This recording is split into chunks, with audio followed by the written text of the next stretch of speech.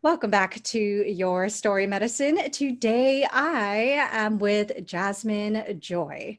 As a young girl, Jasmine Joy knew her purpose on this planet was to protect it and inspire an awakening in others to connect with the natural world. From Mestiza in Los Angeles to Hapa in Hawaii, Jasmine competed in numerous poetry slams and found a way to share conscious messages to the masses in her early 20s and beyond. And the reason why I'm emphasizing beyond is because Jasmine didn't even mention in her biography the amazing work she is doing in present day as a beekeeper. So I'm so excited to dig deeper into this topic and why we should all be paying attention. So, welcome, Jasmine. Thank you, sis. Thank you for having me on the show. This is exciting.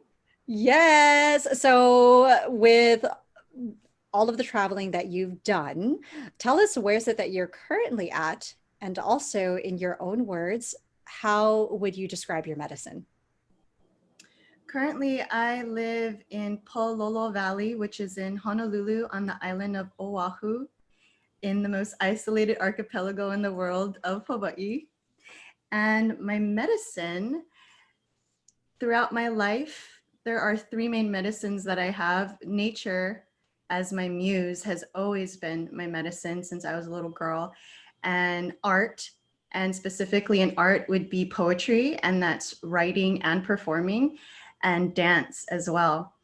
And my most recent medicine this past decade has been working with the honeybees. So, being a bee wisdom practitioner, bee guardian, and so the honeybees heal me. Therefore, I'm able to share their wisdom with others and help heal others. So, tell us more about your ancestral lineage and how is this influencing the way that you are showing up today and the medicine it is that you are currently providing? Both of my parents are immigrants. So my mother comes from the Philippines and my father comes from Nicaragua. Since I was born out of wedlock, I was mostly with my mother's side of the family. So I was raised by two generations in this humble home in the middle of Hawthorne, California, which is South Bay, LA. And Hey, South Bay. that's right. And being raised by two generations is one of the biggest influences in my life because I grew up bilingual. I don't remember learning our dying language. Actually, it's called Kapampangan, and then English at the same time. So by the time I got to Catholic school when I was 4 years old, I obviously my English was good. I don't remember learning either, so I know I learned them at the same time. And being raised by my grandparents, my aunties and uncles, my mother, it has instilled so much culture. I Even though of course I was born an American girl, but I've never really felt truly American because that little home that I grew up in was like a barangay. And if nobody knows what that means in Filipino, it's your little village and your town. So I'm really grateful for that. And I've been able to perpetuate our culture throughout my life and be proud to be a Filipina, you know?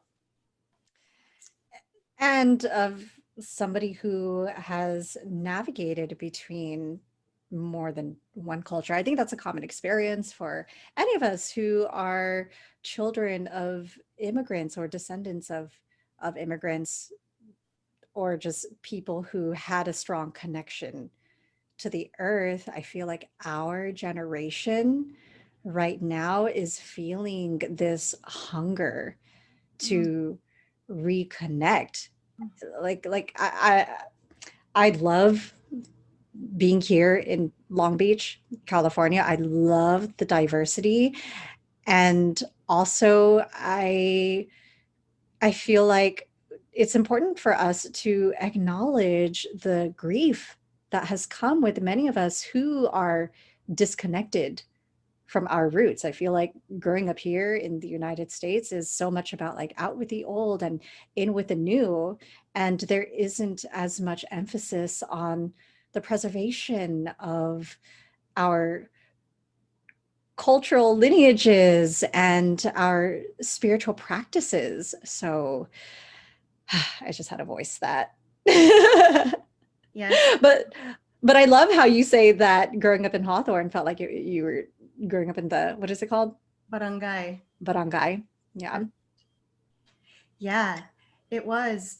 And being raised in Southern California, most of California was Mexico, so I grew up in a Hispanic culture. So I learned Spanish as an adolescent or preteen around 10, 11, 12. Around that age, we had a live-in babysitter who was from Mexico, and I would watch novelas with her, and I would teach her English and she would teach me Spanish. And I also studied Spanish in high school and college. So then there's my third language, which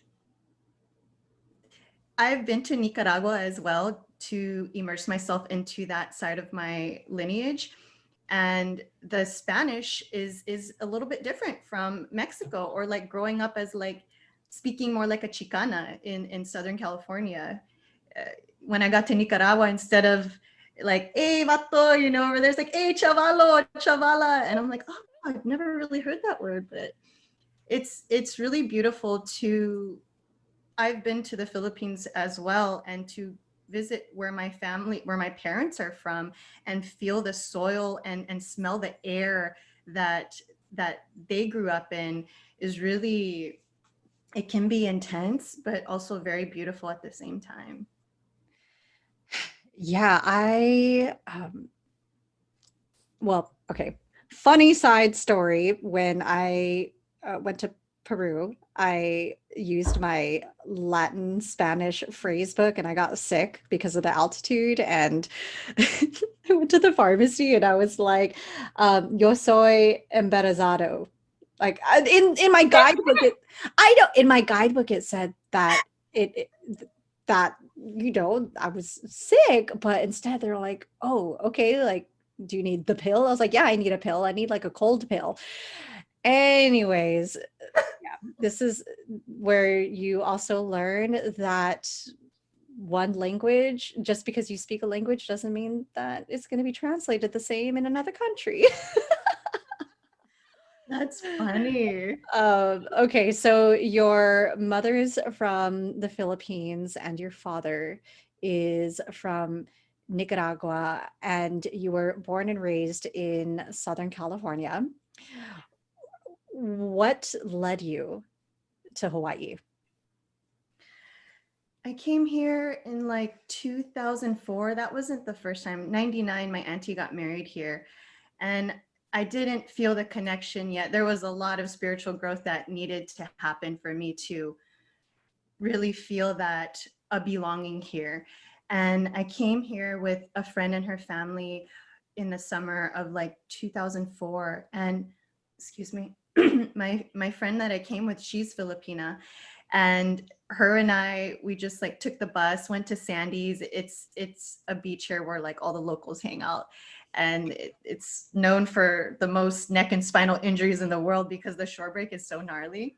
But her and I took the bus there, and just like everywhere we went, everybody thought we were local girls. And then they clearly heard, like, we weren't speaking pidgin at the time. And so that's when I started to open up my heart to this place. At the time, I was at Santa Monica College, and I wanted to get into a university, but I just wasn't moved or inspired by, I was just over LA. My in order for me to grow spiritually and mentally, I needed to get out of the place that made me, pretty much, and reinvent myself like a phoenix. Being a Scorpio, I can see my evolution from my younger age as a teenager, where I did wear more black and I was like the darker Scorpio, more the scorpion. And then right before I moved here in 2006, the day before I moved here, I went to see my friend, and her mother is a good witch. You know, she's into like Wicca and stuff like that. She always wore white. And my friend came out and brought these animal spirit cards, and she goes, picked one, and I picked an eagle, which is the next level up from being the scorpion. So I came here as the eagle, and I've been here for 14 years, and I've become the phoenix here. And there's been multiple times where I've like burned myself and rose from the ashes. It's invigorating. I love it.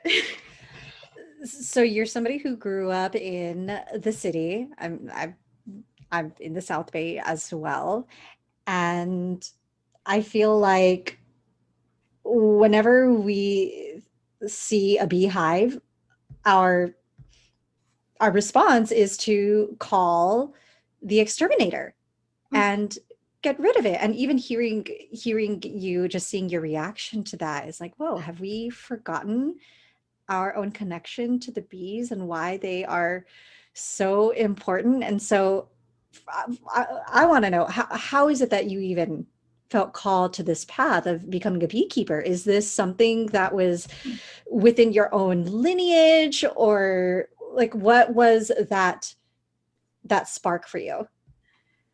It actually is in my lineage. One of my youngest memories was around 4 years old, and my abuelito, so this is my Nika side now, my grandfather, he was a beekeeper.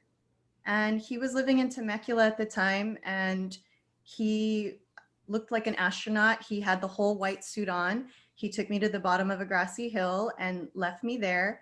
But before he climbed it, he said, no matter what happens, don't be afraid. And then I saw him go up there to these tall white boxes and open up the cover. And I don't even remember pulling frames out, which is where the honeycomb is. I just remember him opening the cover and him telling me to not be afraid.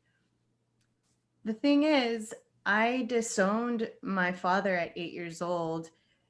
And so there is a little bit of brokenness in me knowing more of my lineage on the Nika side. Like when I went to Nicaragua, I went there on my own. I know I have family, they mostly live in like Managua, which is the capital. So when I mentioned earlier that bees are my medicine, because there is that broken side of my Nika family, the bees came into my life naturally. Like I didn't force anything. I was living on the North Shore of Oahu. In 2011, I started working for Honey Girl Organics, and now they're this really successful skincare company. And I was one of the original employees to learn these formulas and concoct their whole skincare line. My best friend brought me into the company. And so the bees just like flew into my life, and we started weaving around me. And that's when really my true healing journey, I mean, this whole life has been healing, but that's when I was really blasted open. The bees kind of just like stimulated my third eye, because besides these two compound eyes that we see, you'd need a microscope to see that they have three simple eyes that see in ultraviolet. So I saw so much symbolism and beauty through the bees. And as you said in my bio, as a little girl, I already knew my purpose on this planet was to help her and all her creatures. And so what a perfect and divine way for me to live my dharma out is I'm able to help feed my communities by caring and saving these bees, these wild feral colonies that people, like you said, sis, would just automatically call an exterminator, because there's not this consciousness and awareness of how important these pollinators are. There is more now, but there's been an expansion. I mean, I've been in this for almost a decade of really walking the talk of being this pollinator protector and activist. And it just fills my honey heart so much when people tell me that they don't look at a bee the same anymore, that this fear that they used to have has transmuted into respect and peace. bees need peace. I want to make shirts that say bees need peace. Just like Yeah. us, we need peace, so do the bees. Yeah. When I would go back to Southeast Asia, my partner's from Cambodia, my family is from Thailand, and I remember going to an uncle's house to where they had, I don't know if it was a wasp net or I think it was a bee's nest that was in the kitchen, just chilling there. And I just remember walking in being like, oh my gosh, I just came in here to get a glass of water and there's a freaking beehive in the corner. Do you not know this? It's like in your face. And they're like, oh yeah, just, it's fine. Just leave it alone. Well, I'm wondering if that's the species called Apis cerana, because that's the Asian honeybee and they're stingless. Oh my goodness. I don't know, but seeing that having a beehive in the kitchen was Yeah. normalized blew my mind, and that my family just learned how to live in harmony with this. That makes me so happy. It was a culture shock for me. And so I love how you call bees pollinators because I feel like even saying the word bee, there's just this like a stigma that comes with these insects that will like And you know, these venomous stingers that they have. It's like yeah. somebody saying, don't go in the ocean, you will get bit by a shark. It has that same stigma fear that my purpose is to squash that. And that's why I love teaching keiki, which is children. And I like to teach them at a third grade level because if I get to them that young, they're not so much jaded yet and they're not too programmed on what they're afraid of yet. So if I can integrate this awareness into them at that age, I hope that it will always stay with them throughout their life. And if it takes them just to remember me, then that's beautiful. But like if you can take me out of the equation and just respect the pollinators, I feel like my job is complete. Mm, yeah. And we don't receive this kind of education growing up. So, okay. Oh, I actually was Can told, I plug my charger in really fast? yeah, go ahead. I actually had a friend who told me just yesterday that it takes like a bee can only produce 1 teaspoon, is it teaspoon or tablespoon of honey in its lifetime. And It's that's just like, teaspoon. oh my God. I want to show you something.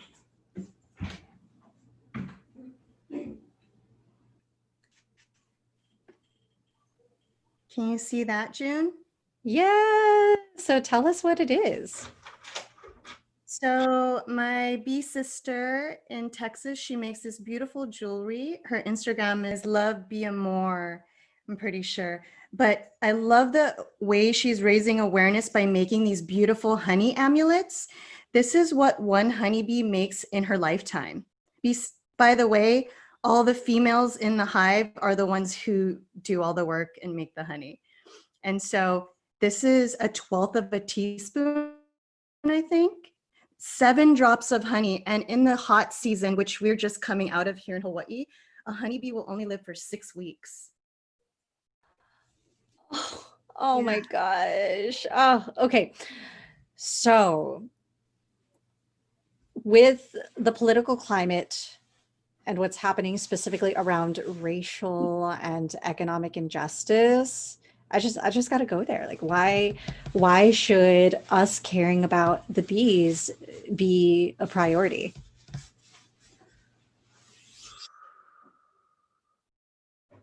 But as I said earlier, the symbolism inside a beehive, it's it's called the hive mind or superorganism.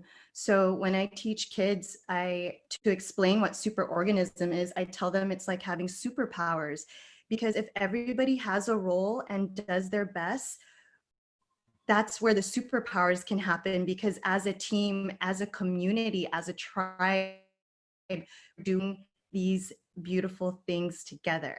Now, talking about these racial issues and all this uprising that has been happening throughout this pandemic year, the biodiversity of this planet, that's including the pollinators, that's including all of us human beings, all sentient beings, is so important and so crucial that there's many things that are threatened, endangered, that are going to be extinct. And that makes me sad.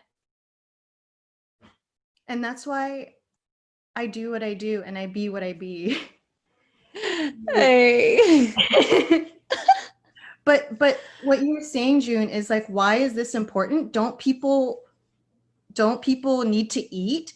Don't people enjoy this biodiversity of food, fruit, vegetables that we get to consume because these labors of love that these honeybees and these pollinators do?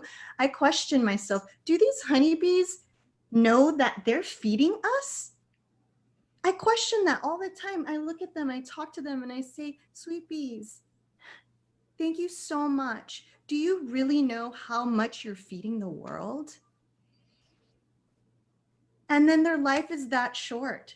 But it's, and so there's also the symbolism of reincarnation in there. Just as a bee is passing away, there's 2,000 eggs that are being laid every day if the queen bee has space to. So the idea of scarcity doesn't exist in a healthy, pumping, harmonious beehive.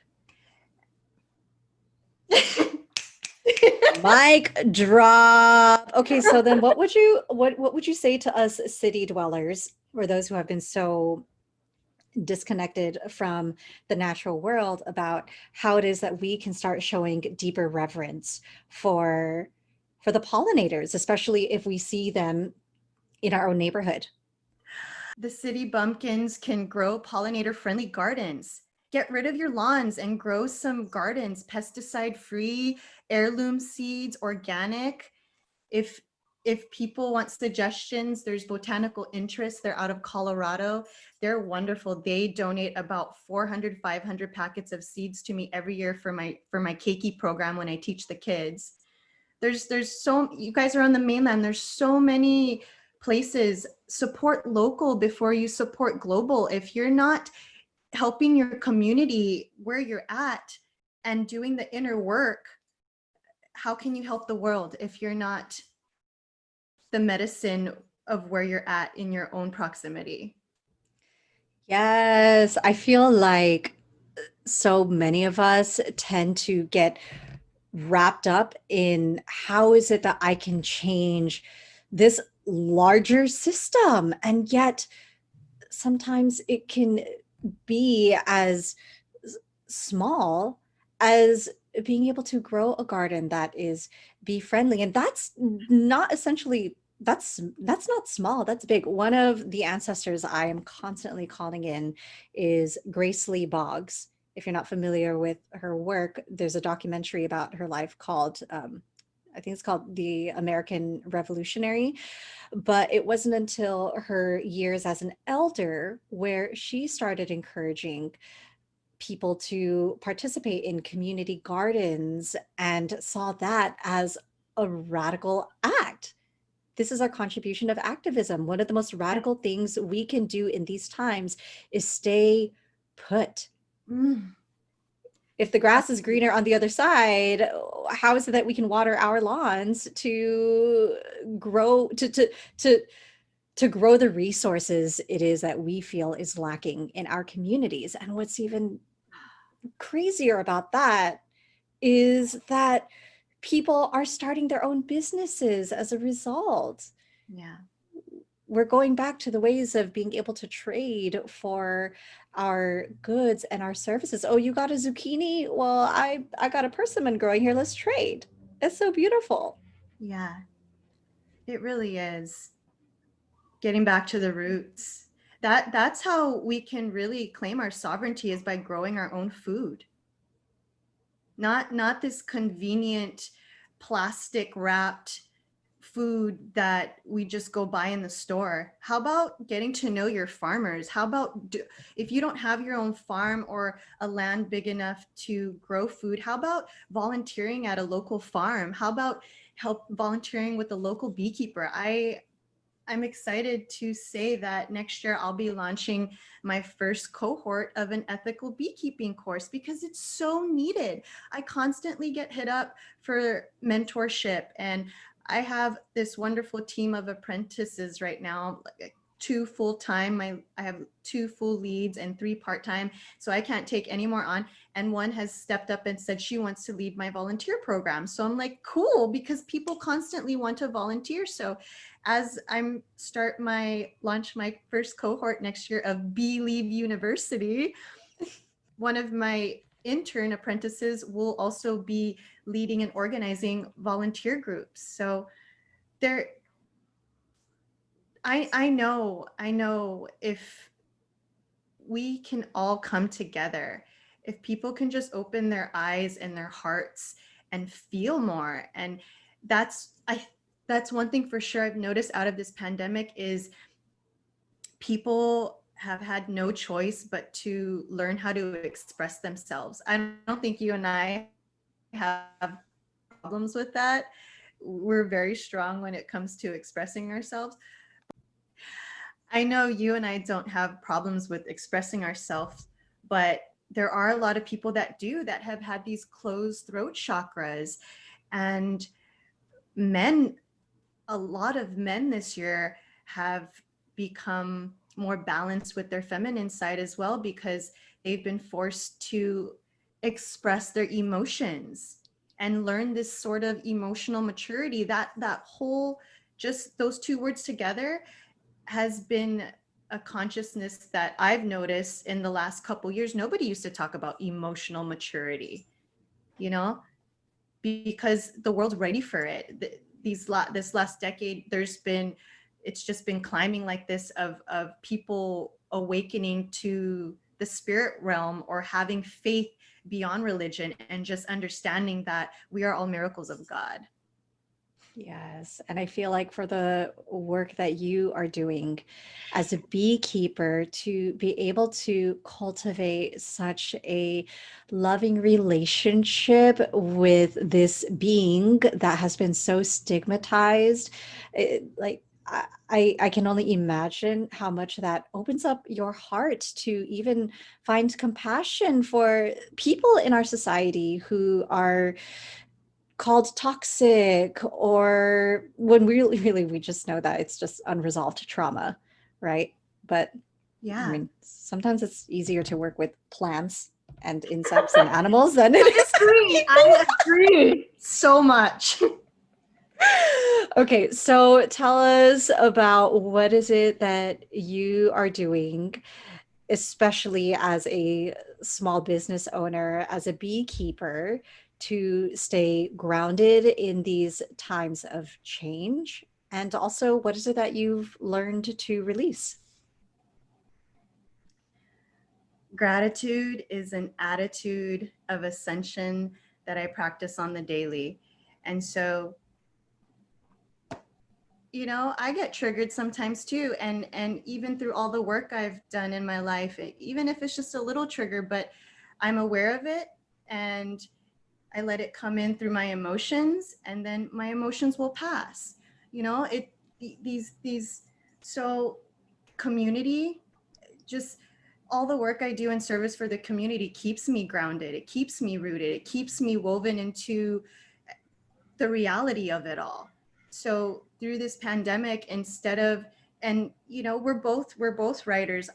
There's so much I can write and share, but I've chosen to be active through just staying focused in my business, in what I do already. That's already activism, and the silence and the grace of all of that speaks volumes, because I can be loud, I can be proud, I could be all of that, but I've I've learned that silence and listening this year is so important, so important, because there's so many people that just want to be heard. Everybody's story is important. I mean, look at this podcast, Your Story Medicine.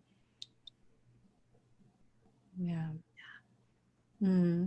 Thank you so much for that. So I want to bring y'all back to Jasmine Joy, the slam poet, spoken word artist, because I happened to come across Jasmine by way of her poetry on Instagram, which somebody forwarded to me, and I'm like, oh my gosh, that's a sister. I gotta speak to her. But wait, what is this about bees? So let's bring it back to your 20s, to our very first medicine, which is through the spoken word. So if you could leave us with words of wisdom and a poem, what would that be? I'm so honored to share. This is a piece I wrote in 2014. It's called Somewhere Here. We all begin somewhere. In the midst of a hidden jungle, I believe I was a warrior defending many tribes. Our past lives exist to remind us the sun has always been divine, which is why I follow the light. I'm indigenous in my own right. A father native to Nicaragua met my Filipina mother when she got on a Gardena bus he was driving. Born and raised in the city of Los Angeles, I am first generation of a unique breed. My parents never married. Instead, I was torn between his dark secrets and her broken heart. Beating with every pulse, I changed the composition of my DNA because I want to be better. I need to heal the world. We all begin somewhere. So I had to discover my higher self. This life is a constant journey. A twirling double helix ladder leads us to an apex of enlightenment. Through this spiral of school, I learned multiple languages: English, Espanol, Olelo Hawaii, Nihongo, and Kapampangan. Kapampangan is my most sacred tongue. Kapampangan was spoken in a humble home, more like a little village called Mamatitang. As the eldest of 10 grandchildren, the roots of my mother's family tree rely on the seeds of legacy I spread by continuing to speak our dying dialect. I already accepted what is destined for me since I was a fetus listening to oral tradition.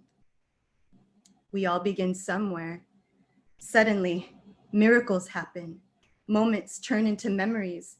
Then questions of the end boggle our minds.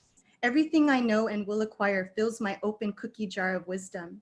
It seems the older I become, the more I notice signs of synchronicity. Reasons why we're connected to stars like bioluminescent plankton glowing along an endless ocean.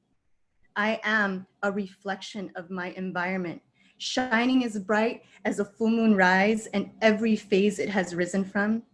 Even Venus shades her eyes when I walk the shore at night, wondering, how did I get here? Snap, snap. Get free, poet. I remember those days. Artivists turn entrepreneurs and stewards of the earth, or at least learning and unlearning.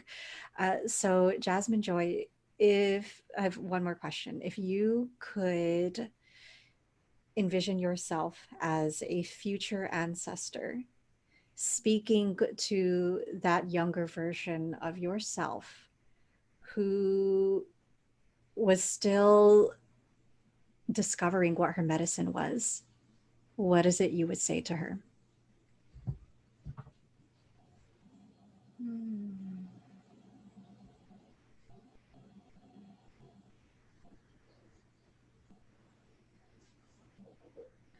I would say, call on me as your ancestor to help guide and protect you, and be open to the signs and synchronicities that I show you through nature and all your connections. I'm taking a breath in for that one. I hope y'all are breathing with me too. Yeah. Mm, hmm So thank you so much for sharing space with us today. And where is it that people can go and take in more of your medicine and get pollinated by your magic and hear some more poetry? I am super active on my IG, which is BEELIEVE Hawaii. And my wonderful web designer is totally renovating my website. So watch out, stay on the lookout for December time, December 1st, soft opening. December 21st, I'm going to open my applications for this Believe University first ethical beekeeping course cohort. Yeah. Thank you so Do we have to go to Hawaii for that? Or I can learn how to be a defender of pollinators from a Long Beach. protector. Protector. The first cohort will be here in Hawaii, and then I hope to create educational videos so that I can share that with the world. Yes. Ah, thank you for doing the work to make your ancestors proud and for also restoring our own responsibility to also be defenders of the sacred medicine.